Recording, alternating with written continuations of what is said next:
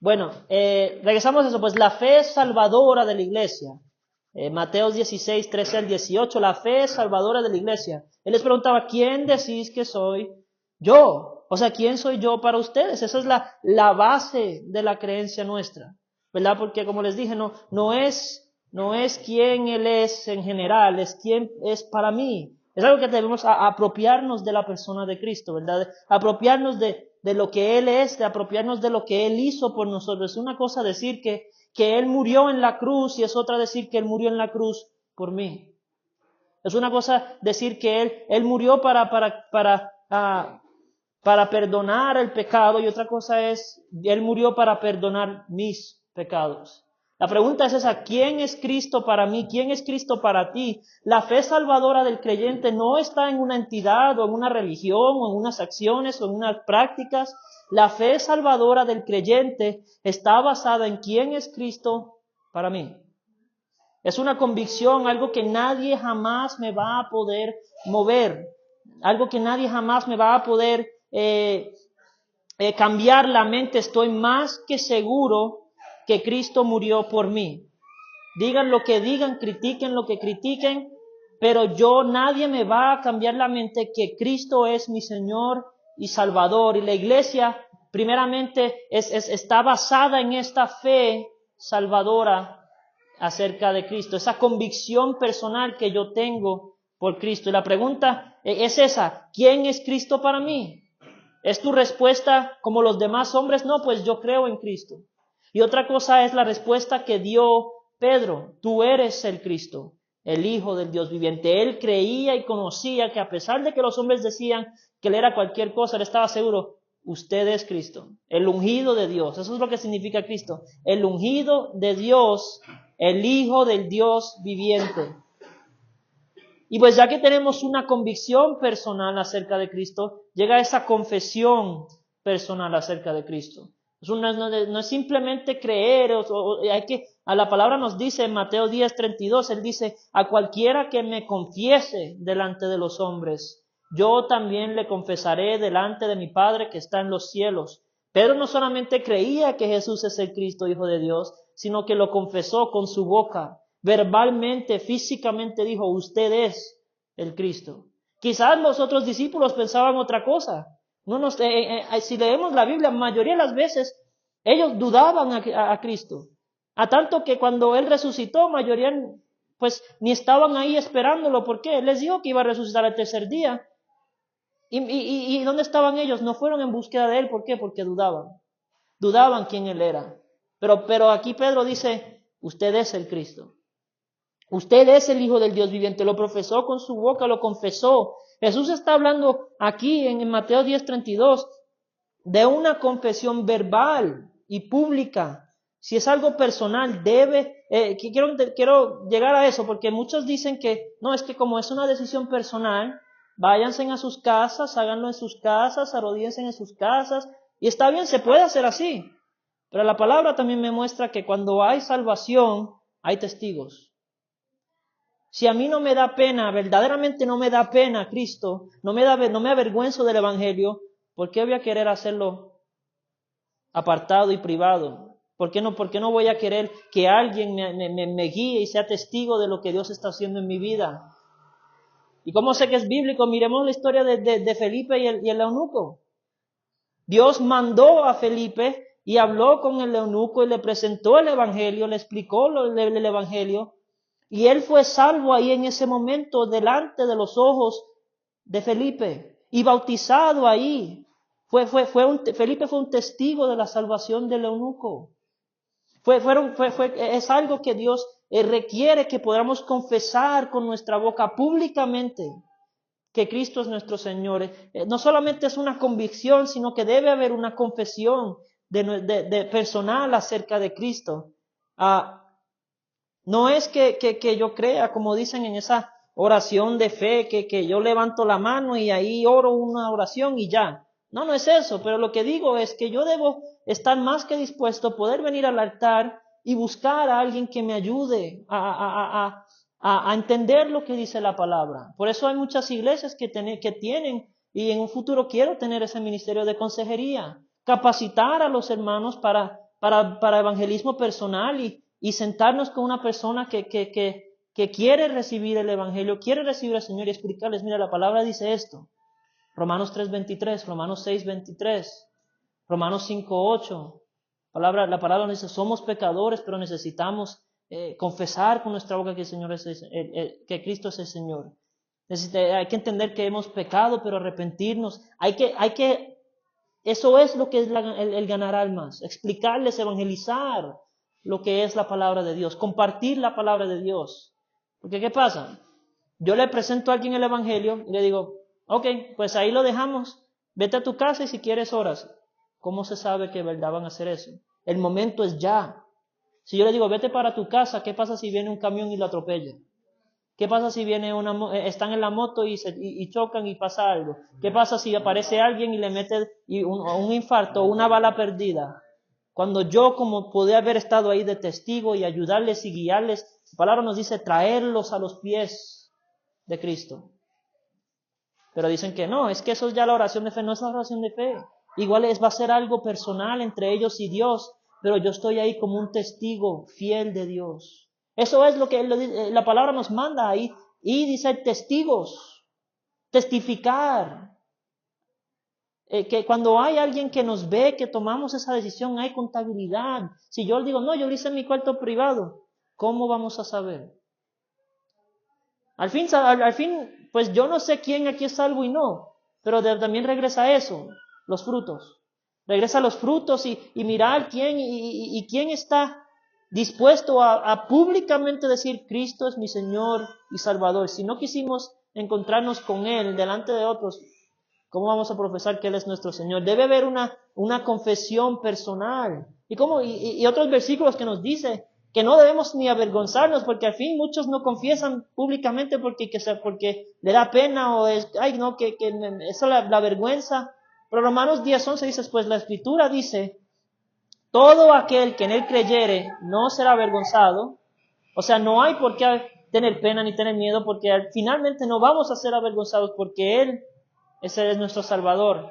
Salmos 107:2 dice, díganlo los redimidos de Jehová, o sea, díganlo, háblenlo, profésenlo. No dice piénsenlo los redimidos de Jehová, es que díganlo, confiesa con tu boca. Debe haber una confesión, debe haber una convicción y esa convicción una confesión y eso nos lleva a una conversión personal. Pero antes de eso quiero leerles esta ilustración. Hace años escuché la historia de una joven que participaba en una cruzada del avivamiento, una conferencia de avivamiento, y ella estaba al fondo del auditorio llorando y llorando, y bajo una profunda convicción del pecado. Alguien regresó allí para presenciar a esta joven y preguntarle si podía presentarse y confesar su fe en Cristo el Señor, y ella dijo, oh no, presentarse, no puedo bajar allí de frente de toda esa gente, no hay ninguna manera que pueda ser salvo aquí mismo donde estoy. ¿Sabes lo que le dijo a ese trabajador personal? Le dijo, no puedes ser salvo al menos que estés dispuesto a presentarte. Ahora pues, no quiero que piensen que estoy diciendo que uno no puede hacerlo en privado, pero quiero que estén atentos a lo que dice para que entiendan ya más lo que quiero decir. La noche siguiente hubo otro gran movimiento del Espíritu Santo y la joven se encontraba aproximadamente en el mismo lugar y estaba otra vez llorando bajo convicción y el trabajador, el consejero se le presentó y le dijo, ¿quieres hacer una profesión pública, una confesión de tu salvación, de que quieres que Cristo te salve? Y ella, no lo puedo hacer aquí. Le dio pena, le dio vergüenza presentarse delante de los demás y profesar que Cristo era su Señor y Salvador. Y fue a hablar con ella una vez más el próximo día, fueron 3 días y se presentó delante de ella y le habló. Y le dijo, ¿no quieres venir y entregar tu corazón a Cristo? Y ella dijo, oh sí, esta vez dijo una respuesta diferente. Oh sí, lo haré, iré a cualquier parte, haré cualquier cosa si puedo tener paz con Dios. Y ella le dijo, ahora pues no tienes que subir al altar, no tienes que presentarte ante los demás. Ya puedes salvarte aquí, puedes tomar la decisión aquí. ¿Por qué? No es que uno tiene que estar delante de los hombres, pero no me debe avergonzar Cristo. Porque ella no quería ir al altar, no quería presentarse delante de los demás a profesar que Cristo es su Señor y Salvador, porque se avergonzaba de Cristo. ¿Qué dice? El que me niegue a mí, yo lo negaré. O sea, verdadera salvación requiere una confesión pública. O por lo menos que estemos dispuestos y sin temor, sin pena, sin miedo, sin avergonzarnos que Él es nuestro Señor y Salvador. Él le dijo, usted puede tomar la decisión aquí, pero lo único que yo quería entender es que usted estaba dispuesta a hacerlo donde quiera, delante de quien sea. ¿Por qué? Porque Dios nos manda a confesar con nuestra boca que Jesús es el Señor. No nos debe dar miedo, porque si nos da miedo, simplemente decir que es nuestro Señor y Salvador, ¿cuánto más nos va a dar pena ir y presentárselo a otra persona? Romanos 10:10 dice, porque con el corazón se cree para justicia, pero con la boca se confiesa para salvación. O sea, hay que tener esa convicción en el corazón, pero hay que confesarlo con la boca para salvación. Una conversión personal, y pues ya que confesamos, tenemos una conversión personal a través de Cristo. Después de una convicción personal, una confesión personal en Cristo, vemos que Pedro cambia. Él tiene una conversión, una persona nueva. Jesús mismo le dice, yo también te digo que tú eres Pedro, y sobre esta roca edificaré mi iglesia. Sabemos que Pedro también se llamaba ¿cómo? Simón. Simón, Simón, Simón, y de este momento en adelante le decían Simón Pedro o Pedro. Pero Simón aquí le dice Jesús, yo también te digo que tú eres Pedro, y sobre esta roca edificaré mi iglesia. Simón, un hombre inestable y dudoso, que el mismo Cristo le dijo a él, volviéndose dijo a Pedro, quítate delante de mí, Satanás, me eres tropiezo, porque no pones la mira en las cosas de Dios, sino en las cosas de los hombres. Era un hombre que Satanás usaba, y Satanás hacía lo que él quería. Era un hombre que a pesar de que amaba a Cristo, un hombre que también era muy problemático, inestable, le cortaba hasta la oreja a otra gente, deseaba pelear era un hombre inestable. Pero desde el momento que confesó con su boca que Jesús es el Cristo, dice, ahora tú eres Pedro. ¿Qué significa la palabra Pedro? En griego es Petros, significa piedra. Una piedra es ¿qué? Fuerte, estable, inmovible muchas veces, resistente. En otras palabras, Simón, un hombre inestable que fue usado por el diablo a su manera, ahora por su convicción y confesión es convertido en Pedro, una piedra fuerte e inmovible a través de Cristo. 2 Corintios 5:17 dice, de modo que si alguno está en Cristo, nueva criatura es. Las cosas viejas pasaron, he aquí todas son hechas nuevas. Cualquiera, 2 Corintios 5:17.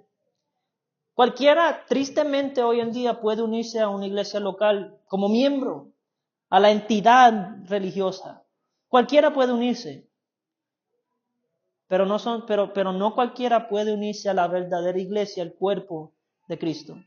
¿Por qué? Porque eso requiere una convicción, una fe, que a través de esa fe alcanzamos la gracia, que confesando con nuestra boca somos convertidos en hechos nuevos en Cristo Jesús.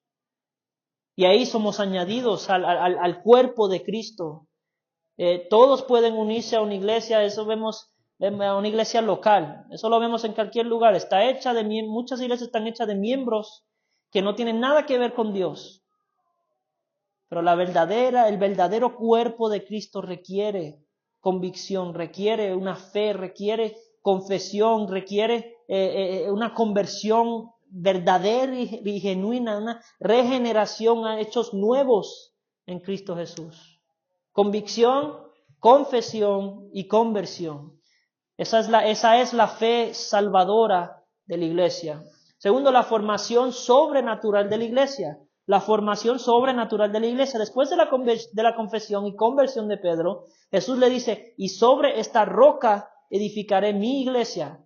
Ahora, aquí es lo que digo que se convierte en algo tristemente controversial. Por este versículo dicen que el que fundó la iglesia fue Pedro. Y por eso también llegamos a que este versículo es el que se usa para defender que Pedro fue el primer ¿qué? Papa. Pero eso no es lo que está diciendo Jesús.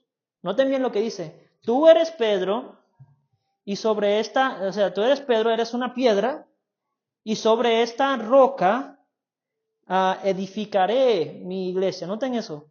Edificaré mi iglesia. Él no dice edificarás tu iglesia, dice edificaré. O sea, el que la edifica es ¿quién? Dios. ¿Y la iglesia le pertenece a quién? A Dios.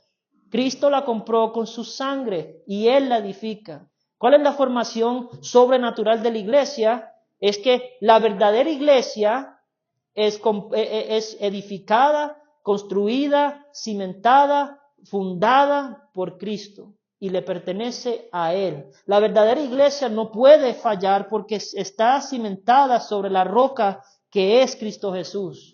En Salmos leemos que dice, tú eres la roca. A través del resto de la Biblia lo habla como si fuera una roca, algo fuerte, algo estable. Y Él es el que forma esta iglesia. Ningún viento, ninguna tormenta, ninguna tempestad, ni la misma muerte, el Hades, prevalecerá contra la verdadera iglesia. ¿Por qué? ¿Cómo, hermanita? Perdón.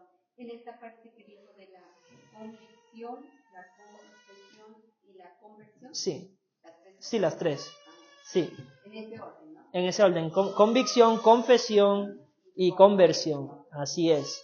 La iglesia no está formada por lo físico, sino, ¿por qué digo que es una formación sobrenatural? Porque la iglesia está formada por lo espiritual. No es hecha de algo viejo, sino vidas nuevas en Cristo Jesús. No es una formación típica, no es un edificio ni una congregación que hace la iglesia, sino que es un cuerpo de Cristo. El cuerpo que fue comprado por la sangre derramada de Cristo. Él es el único que puede decir que esta es mi iglesia y yo la he edificado. No fue Pedro, no fue ningún hombre, no fue ninguna religión, no fue ninguna secta, no fue ninguna organización. Cristo compró, edificó y es el dueño de esta iglesia. Esa es la formación sobrenatural de la iglesia. Tercero, la fundación firme de la iglesia. Una vez más reitero que la iglesia no fue fundada por Pedro, no es fundada por ningún hombre, ninguno es capaz de hacer lo que Cristo ha hecho. Ninguno puede fundar algo como Cristo lo hace y menos la verdadera iglesia. No somos capaces. No somos capaces de transformar las vidas de los demás, no somos capaces de darles vida eterna, no somos capaces de perdonar sus pecados, porque el único que tiene ese poder y esa capacidad de hacerlo es Dios. Yo no te puedo perdonar tus pecados, ningún hombre te lo puede hacer. Yo no puedo hacerte nuevo en Cristo, solamente Él lo puede hacer. Yo no puedo salvarte, yo no puedo hacer nada, simplemente ser usado como instrumento de Dios. Pero Él hace todo. Él hace todo y es una fundación que Él es el que funda esto y todo lo hace Él, a través de Él. 1 Corintios 3:11 dice, porque nadie puede poner otro fundamento que el que está puesto, el cual es Jesucristo. Yo no fundé esta iglesia. Ninguno de los hombres verdaderamente fundaron esta iglesia. ¿Por qué? Porque no es de nosotros, es de Cristo. Yo quizás me muera esta semana, pero no significa que esto tiene que parar. ¿Por qué? Porque no es mía.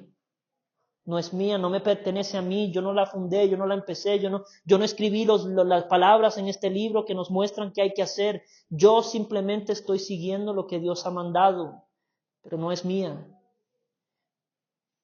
El pastor, ni el misionero, ni el diácono es el fundamento de esta iglesia, sino que es Cristo. Él es el que la fundó, el que la compró con su sangre, Él es el que la edifica, es todo y completamente Él. Pero gracias a Él podemos servirle, podemos pertenecer a esta iglesia, podemos trabajarle a Él, podemos servirle, amarle, podemos ser bendecidos por Él. Pero todo lo hace Él. Y gracias a Dios le podemos servir. Él no necesita nuestra ayuda, pero nos permite ayudarle.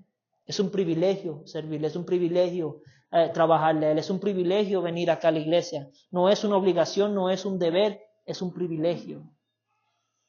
Cuarto, la dulce comunión de la iglesia. La dulce comunión que la iglesia. Ya que sabemos quién fundó la iglesia, de quién es y quién la edificó, quiero ver quién la compone como tal. toda raza, toda tribu, toda nación puede formar parte de este precioso cuerpo de Cristo. No importa si eres rico, si eres pobre, si eres alto, si eres bajo, si eres gordo, si eres flaco, si eres feo, si eres lindo, cada persona, cada humano puede ser parte de este cuerpo que es de Cristo.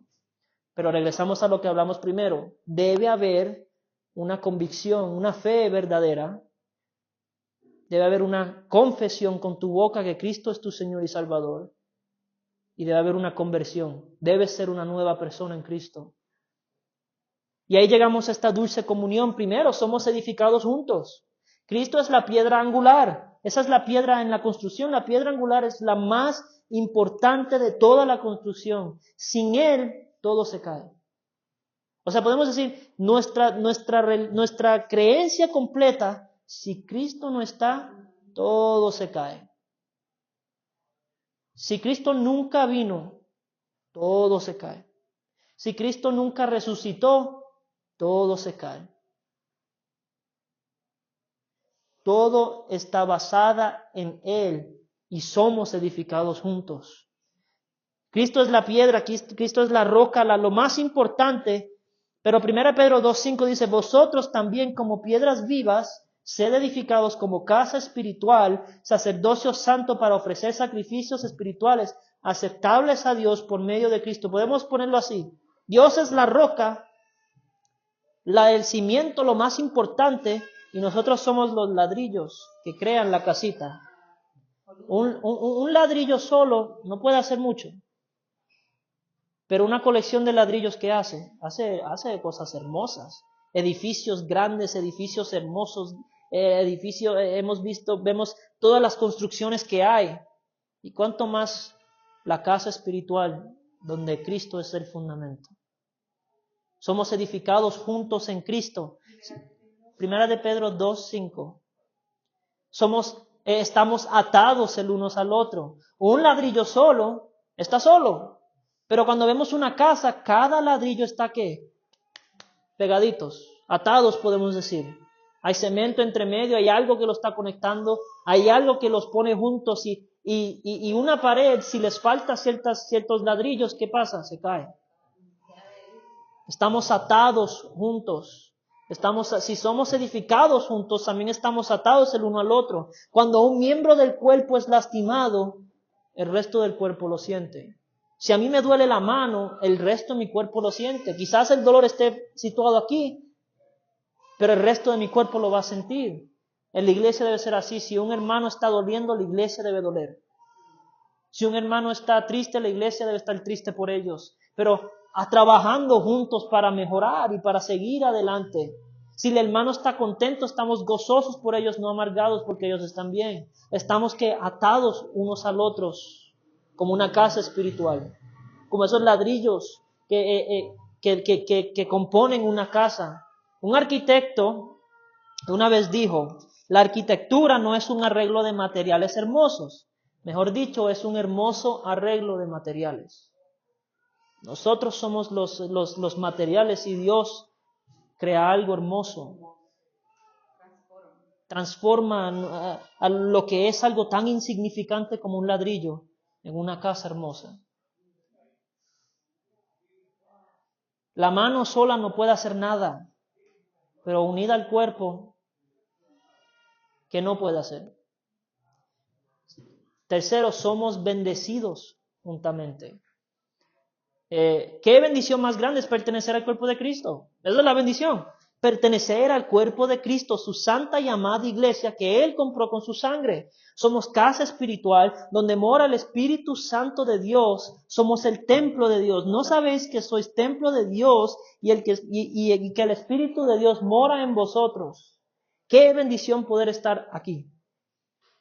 Quiero enseñar esta otra ilustración. Escuché acerca de una iglesia que se decía que el presidente de los Estados Unidos tenía en mente ir y visitar y adorar en esa congregación y se corrió la voz y todo el mundo en todo el pueblo y a través de los Estados Unidos estaba, wow, yo quiero ir. Y una señora que hacía años que no iba a la iglesia, hacía años que no sabía nada de Dios, llamó al pastor y dijo, ¿es verdad que el presidente va a estar? Y si va a estar, ¿cómo reserva un asiento?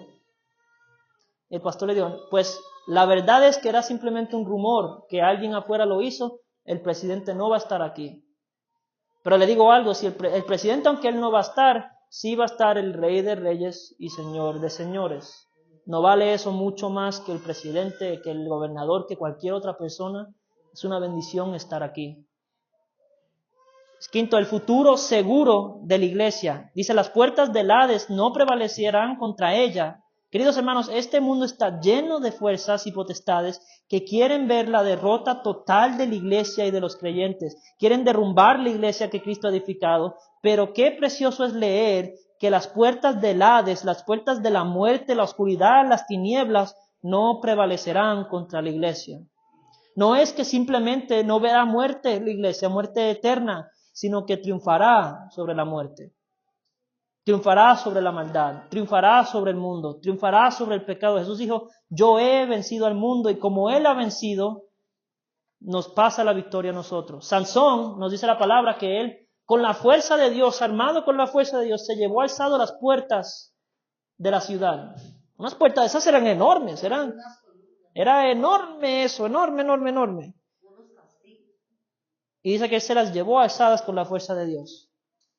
Pero Cristo, después de su muerte, dice que resucitado de las muertes, se llevó las puertas del Hades. Sansón se llevó las puertas de la ciudad, pero ¿cuánto más las puertas de la muerte? Oh, hermanos, Cristo nos da la victoria en contra en contra del pecado, en contra del mundo, en contra de las cosas. Simplemente asistamos con Él y esa es la seguridad del futuro seguro de la iglesia. Que en Cristo tenemos salvación y vida eterna. Y para terminar, la sagrada función de la iglesia. Dice, a ti te daré las llaves del reino de los cielos. Una llave representa autoridad y responsabilidad. El que tiene el creyente, que es una responsabilidad poder administrar correctamente. ¿Qué es lo que él tiene el creyente? El Evangelio. El Evangelio es poder de Dios para salvación a todo aquel que en él cree. Romanos 1:16. El creyente tiene las llaves del reino de los cielos, donde está nuestra salvación, donde está nuestra vida eterna.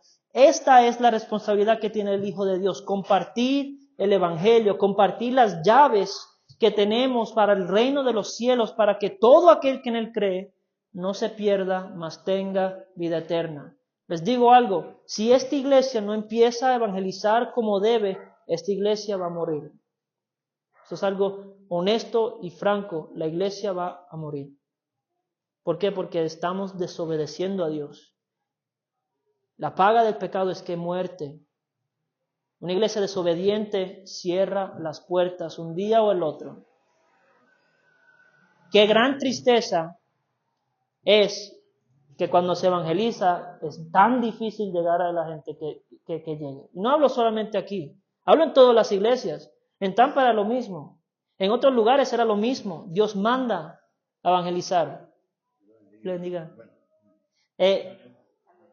Como hijo de Dios debemos estar más que dispuestos a ir y evangelizar. No importa lo que pase, no importa la situación, no importa qué miedo nos da, porque leímos que esfuérzate y sé valiente. Las personas que al fin no les interesa el evangelismo, y he leído en varios lugares, llega a dos cosas. Primero, o no le importa lo que Dios ha mandado, o no le importa las almas perdidas. Al fin llegamos a eso. El evangelismo es el mandato más importante de Dios para su iglesia. Y a veces hacemos todo lo demás, menos lo que Él nos ha mandado. El viernes, saben, vamos a salir a las 6. Y nadie los va a obligar, no los voy a obligar y ya no voy a mencionar el tema otra vez hasta que llegue el viernes. Pero el pertenecer a la iglesia es un privilegio, es una bendición. No hacemos un favor a Dios por hacer lo que hacemos, sino que Dios nos hace un favor y nos da una bendición a nosotras porque nos permite servirle. Si tú tienes esa gran responsabilidad en tus manos, las llaves del reino de los cielos, ¿qué harás con ella? Tenemos el Evangelio, lo conocemos. ¿Qué vamos a hacer con esa información? ¿Qué vamos a hacer con esas llaves que si compartidas pueden darle la entrada al reino de los cielos a un familiar, a un hijo, a una hija, a un amigo, a un tío, a un tía, a un vecino, a alguien que encontremos en la calle. ¿Qué vamos a hacer con esas llaves del reino que Dios nos comparte? ¿Qué haces tú por Dios? ¿Qué haces tú en esta hermosa iglesia que Dios nos ha dado? ¿Vienes a simplemente escuchar o vienes a servir? La iglesia no es simplemente un lugar para sentarnos a escuchar y luego irnos, no. Es el cuerpo de Cristo que con las llaves del reino del cielo, el precioso mensaje del Evangelio proclama que hay almas que hay que salvar. Proclama que que somos pecadores. Proclama que hay una salvación para nosotros. Es esas llaves del Evangelio que tiene poder para salvar a las personas que más amamos. Si solo me puedes decir que atiendo y escucho, pues qué tristeza. Porque la vida de un miembro del cuerpo de Cristo, que Cristo trabajó y murió y sufrió por nosotros, la vida nuestra debe reflejar la de Él, que Él sirvió en todo momento a su Padre. Somos siervos de Dios y no somos simplemente oidores. Yo no les voy a rogar, pero espero que llegue la verdadera convicción a sus corazones. Que Dios verdaderamente les rompa sus corazones y les dé una carga tan pesada por las almas perdidas que no falte ni una reunión de evangelismo. El servicio de Dios no es simplemente para yo recibir, sino que más de eso es para yo compartir lo que Dios ha hecho por mí. Si ya yo tengo la salvación, ¿por qué yo no voy a querer que otros la tengan? ¿Qué hace eso? Me hace una persona egoísta. Pero un verdadero hijo de Dios es dadivoso con lo que Dios le ha dado, que es esa salvación.